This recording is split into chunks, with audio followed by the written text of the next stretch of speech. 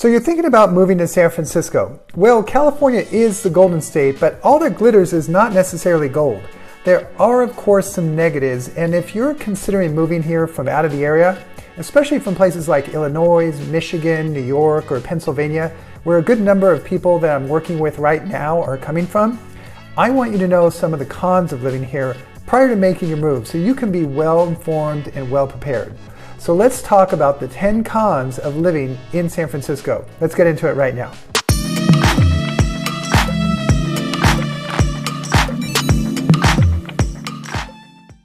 Hey everybody, Tony Knott, San Francisco Bay Area Realtor here. If this is your first time on this channel and you want to learn everything about what it's like to live, work, and play here in San Francisco, and learn all about the different neighborhoods as well as the real estate market here, make sure you tap and subscribe that button and click the little bell so that you're notified every time we come out with a new video. So I get calls and emails every single day from people just like you looking to make a move to San Francisco, and I'll tell you, I absolutely love it. So if you're moving, you're relocating, buying, or selling anywhere here in the San Francisco Bay Area, give me a call or shoot me a text or email, however you want to get in touch, and I'll make sure that you're taken care of throughout the entire process. San Francisco and the surrounding Bay Area is widely considered to be one of the most desirable places to live in the United States. You know, from its stunning natural beauty, the weather, the world-class food we have here, and the abundance of recreation options, there's really no shortage of reasons why people are drawn to this area. But as I mentioned earlier, today we're going to go over some of the negative aspects of moving to San Francisco. And even though I personally love it here, there are definitely some cons to living here that you should be aware of. So let's dive right in. First is the high cost of living. The Bay Area is expensive, like really expensive. And in fact, according to a recent report from the Council for Community and Economic Research, San Francisco is the third most expensive city in the United States. It comes in just after Manhattan and Honolulu in Hawaii. With a median home value that's typically among the highest in the nation, buying a property here can be a tough pill to swallow. Everything from housing to groceries to filling up your gas tank and taxes comes with a higher price tag than you're probably used to in most other parts of the country. And as it relates to real estate, property taxes as a percentage are actually the 16th lowest in the country. Surprise. But the high median property values here pretty much offset that lower rate. So you definitely want to run your numbers and budget for the total cost of living here if you want to call this place home. The high taxes in California in general can be a tough pill to swallow, but they're also part of what makes this state so special. California invests heavily in public education, infrastructure, and social services, which can make a big difference in the quality of life for its residents. So another aspect to consider if you're thinking about moving here to San Francisco is the terrain. What do I mean by that? While there's plenty of beautiful views and picturesque neighborhoods nestled up in the hills of San Francisco, it's important to understand that this can also make getting around a bit challenging. Walking or biking may not be as easy as it would be in other flatter cities. And some of the steeper streets can even be a bit intimidating to drive on. I've seen people become extremely stressed out and anxious driving around here, especially if they're not used to navigating the hills. So if you're thinking about bringing a car with you, be prepared for a learning curve while you learn to navigate some of these steep inclines. So traffic and commute times are another factor that you'll want to take into account if you're thinking of moving here to the Bay Area. Anyone who has sat in traffic regularly knows that it can significantly impact your quality of life. It makes it harder to get to work, at social events, and other activities. And in the Bay Area, there are 9 different counties with 101 municipalities. So depending on where you work in relation to where you live, you could be spending a lot of time in your car.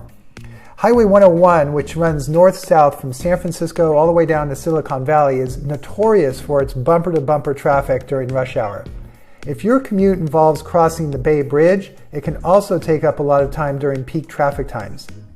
Even commuting within San Francisco itself has its challenges, so you'll want to factor this into your decision. The upside here is the city and the Bay Area in general do have ample public transportation options, whether it's the Muni, the BART, or the Caltrain. So if you live in or near the right locations, you may be able to get by without a car. While we're talking about commuting, have you ever tried parking on a 45-degree hill? Well, welcome to San Francisco. With limited parking spaces and challenging slopes, finding a place to park your car can be a real headache. Yes, I'm talking about parking. Not to mention, parking fees in the city can really add up. So if you're planning on bringing a vehicle with you when you make a move, make sure to budget for those expenses as well. I would say try to make sure you have a garage or dedicated parking space, or if at all possible, just consider going car-free if you're in the city. With so many transportation options available, you may find that it's actually more convenient and cost-effective to just go without a car. So as someone who works in real estate for a living, I can tell you that one of the biggest challenges facing San Francisco and the Bay Area has always been the severe shortage of affordable housing. San Francisco has always been expensive, partly because of its location. It's surrounded on three sides by the Pacific Ocean and the Bay, so there's really no room to expand outwards. Combined with this were decades of little to no construction happening. Then with the tech boom, the market was flooded with new workers who needed places to live. So this demand has caused home prices in San Francisco and its surrounding areas to really skyrocket over the last several years. This can make it really difficult for people of all economic backgrounds to find a place to live. So if you're thinking of moving here, you really want to have a strategy in place prior to your move to know how you're going to be able to afford it. Living in San Francisco means living in a seismically active region, and earthquakes are certainly a reality here. While the risk of a major earthquake is pretty low, it's still something to keep in mind when deciding whether to live here. The truth is, the biggest earthquakes I've ever felt were in Southern California, but there have been some notable quakes here in the Bay Area, of course, like the 1989 Loma Prieta earthquake. I mention this because I know people who have literally packed up and left here after experiencing even a mild earthquake. But, everyone's different. I personally can't imagine living through hurricane season in Florida, for example. So this is something that you'll need to consider for yourself. I don't really think it's that big of a deal, but some people, like I said, are very, very impacted by it.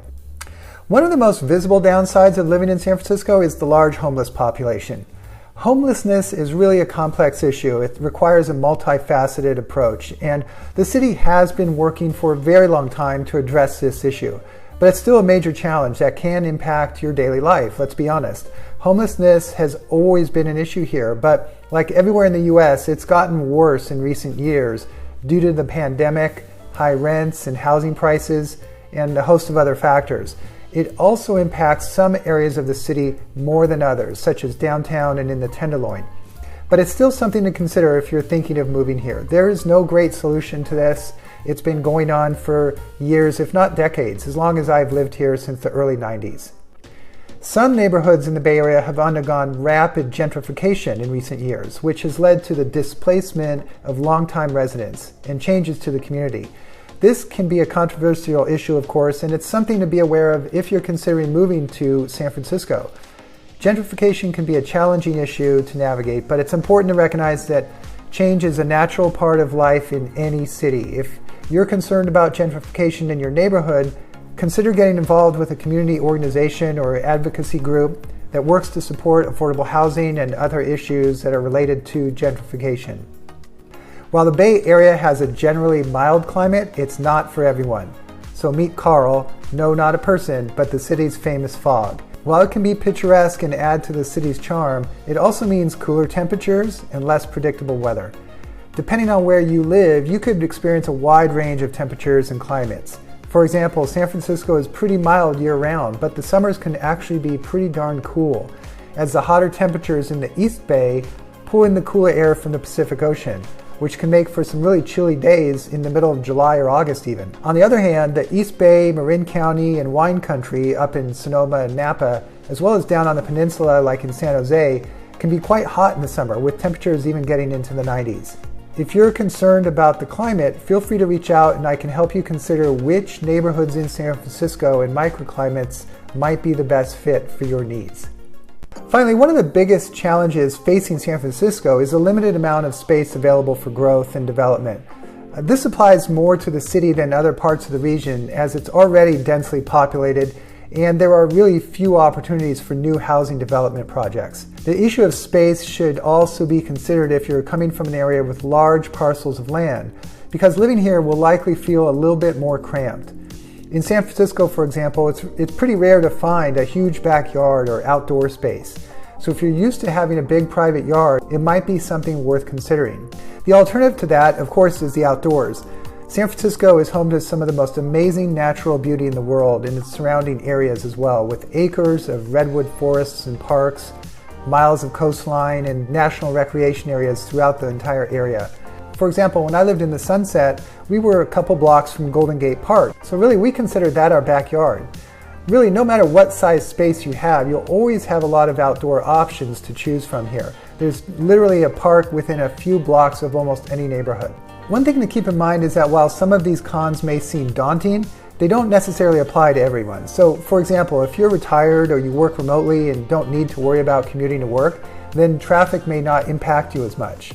If you're someone who loves the outdoors and you really don't mind the cooler weather in the city, then the climate may not be a negative factor for you.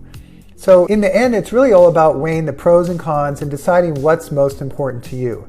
If you're someone who values cultural diversity and beautiful scenery and a vibrant local culture, then the Bay Area and San Francisco may be the perfect place for you. But if you're someone who prioritizes a low cost of living, then this region, of course, may not be the best fit. So in this video, we've gone over some of the potential cons of living here in San Francisco. For many people, the benefits of living here far outweigh any cons, but of course, every city has its challenges, and you'll have to decide what's best for you. But if you're ready to take the leap and move to San Francisco, whether it's in 30 days or 3 months, or just want to learn more about this area, feel free to reach out to me with any questions. That's really what I'm here for, to find your ideal location so you can enjoy living here in San Francisco. The only way I can do that, though, is you've got to reach out. Give me a call, shoot me a text, or however you want to get in touch, and I'll make sure my team and I have your back when you're moving here to San Francisco. And if you got some value out of this video, hit that like button, or even better, comment down below what neighborhood you'd like to see featured or what information you'd like to see to help you when you're buying or selling here in San Francisco. Now, you're probably seeing some other videos pop up. Click on any of those to learn everything you need to know about buying, selling, and living here in San Francisco.